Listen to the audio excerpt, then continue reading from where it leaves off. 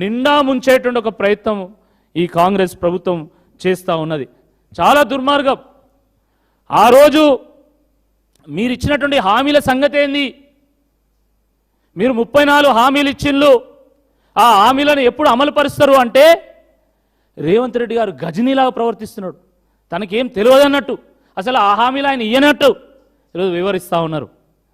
ఆ గజనీ సినిమాలో సూర్య తనకు గుర్తుండడానికి ఆ అంశాలు చెయ్యి మీద పచ్చబొట్టు పొడుచుకునేది.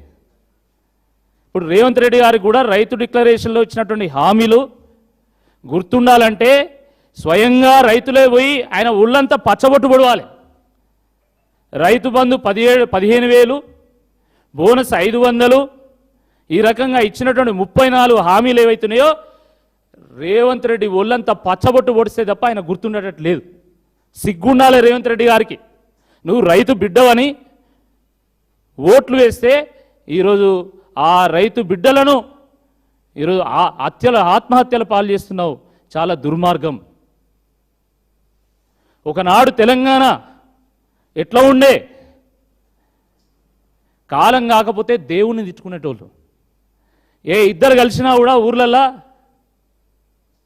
ముందు ఏడ్చి ఒకరి మీద ఒకరు పడి ఏడ్చి తర్వాత మాట్లాడుకుంటోళ్ళు. ఇద్దరు అక్కచెల్లెళ్ళు ఉంటే ఇద్దరు అక్కచెల్లెళ్ళు వేరు వేరు ఊరికిస్తే ఆ అక్కచెల్లెళ్ళు ఫంక్షన్లలో కలిసినప్పుడు ఒకరి మీద ఒకరు పడి కష్టాలు వలబోసుకొని దాని తర్వాత మంచి చెడు మాట్లాడుకుంటోళ్ళు. వ్యవసాయం అంటే కన్నీళ్లు తప్ప మరో మార్గం లేదు. వేరే రేవు లేదు, తావు లేదు. ఎక్కడో కాకతీయ చెరువులు ఉంటాయి అక్కడక్కడ. ఆ కాకతీయ చెరువుల కింద ఉన్నటువంటి బుర్రపారకం కోసము రైతులంతా తెల్లందానక పోయి గొడవలు పెట్టుకుంటోళ్ళు, గుత్పలు పట్టుకొని కొట్లాడుకుంటోళ్ళు. రాత్రిపూట కరెంటు లేక ఇట్లా AK-47 లాంటి ఈ టార్చ్ లైట్లను పట్టుకొని పొలం కాడికి పోయేటోళ్ళు, తేళ్లు కుడితే పాములు కుడితే చచ్చిపోయేటోళ్ళు, ఆత్మహత్యల పాలయ్యేటోళ్ళు, బొంబాయి దుబాయి బొగ్గుబాయి బతుకులైనవి, వలసలు వెళ్ళిపోయిన్లు. జీడిమెట్లకు జగదిగుట్టకు బొంబాయికి దుబాయికి బొగ్గుపాయి కాడికి పనులకు పోయిన్లు. మరి అలాంటి తెలంగాణ రైతుల గోస తీరాలంటే అది కేవలం ప్రత్యేక తెలంగాణ రాష్ట్రంతో మాత్రమే సాధ్యమని చెప్పి ఆ రోజు కేసీఆర్ గారు ఒక్కడుగా బయలుదేరి జై తెలంగాణ నినాదం ఎత్తుకుంటే పిల్లా జల్లా ఏకమై సబ్బండ వర్గాలు ఏకమై ఢిల్లీ మెడల్ వస్తే తెలంగాణ వచ్చింది. వచ్చిన తెలంగాణలో కేసీఆర్ గారు పెట్టుబడి సాయం అందించిండు, నీళ్ళు ఇచ్చిండు, కరెంట్ ఇచ్చిండు, మంచిగా కొనుగోలు చేసిండు, సమయానికి డబ్బులు వేసిండు. ఇవన్నీ చేసినా కూడా ఏదైనా కష్టం వచ్చి ఏదైనా ఆపద వచ్చి రైతు చనిపోతే రైతు బీమా ఇచ్చిండు. ఇన్ని రకాలుగా కేసీఆర్ గారు సంక్షోభంలో ఉన్నటువంటి వ్యవసాయాన్ని సంక్షేమం వైపు ప్రయాణం చేసేలాగా చేసిండు. కానీ ఈరోజు ఏం జరుగుతున్నది?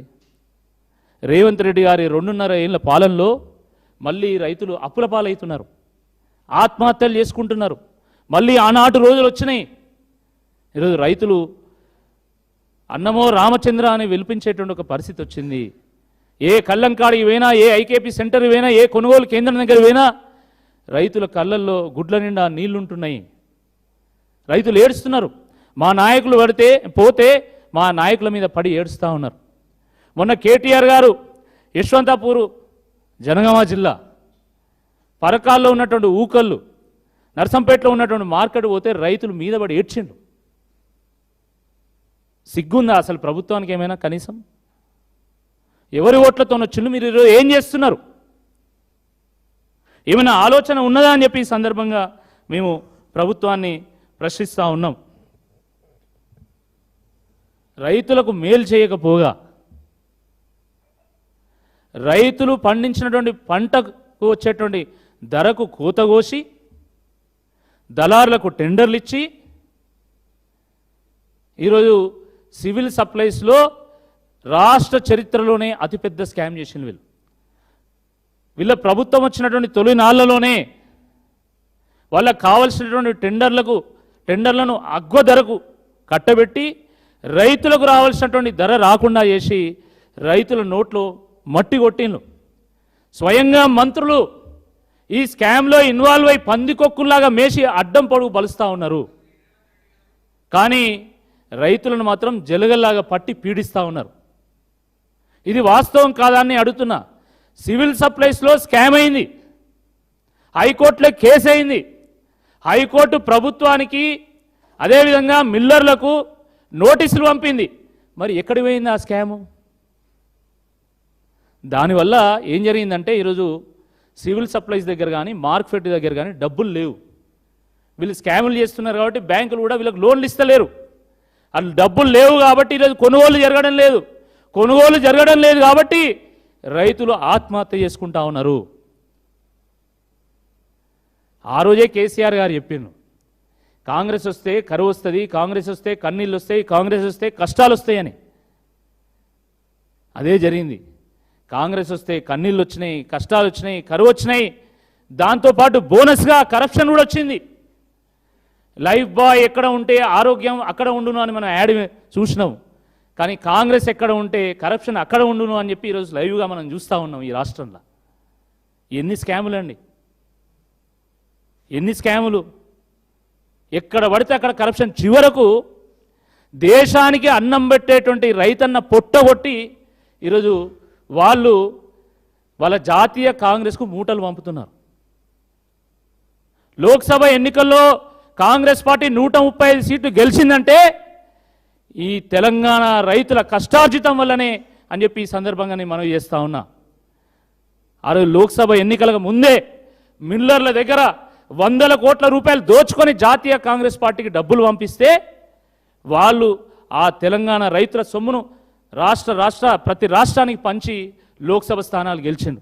ఇక మొన్న కేరళలో కాంగ్రెస్ గెలవంగానే ఒకటే జబ్బలు జరుచుకుంటాను, మొత్తం మా రేవంత్ రెడ్డి స్టార్ క్యాంపెయినర్, రేవంత్ రెడ్డి వల్లనే మొత్తం గెలిచిందని. రేవంత్ రెడ్డి స్టార్ క్యాంపెయినర్ కాదు, రేవంత్ రెడ్డి స్టార్ డిస్ట్రిబ్యూటరు.